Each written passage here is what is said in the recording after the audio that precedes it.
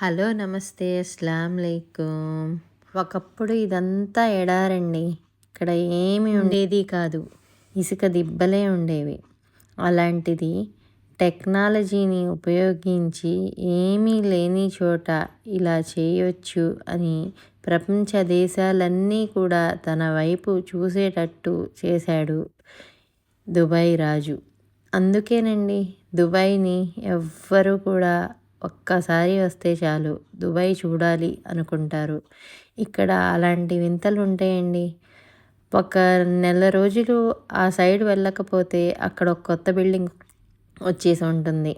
అలా ఉంటుందండి ఇక్కడ డెవలప్మెంట్. మీరే చూస్తున్నారు కదా, ఇక్కడ రోడ్స్ కానీ ఇక్కడ బిల్డింగ్స్ కానీ అవన్నీ కూడా ఒక 15 డేస్ ఉంటే చాలండి. ఇక్కడ దుబాయ్ నీట్నెస్ గురించి కానీ దుబాయ్ టెక్నాలజీ కానీ మీకే అర్థమైపోతుంది.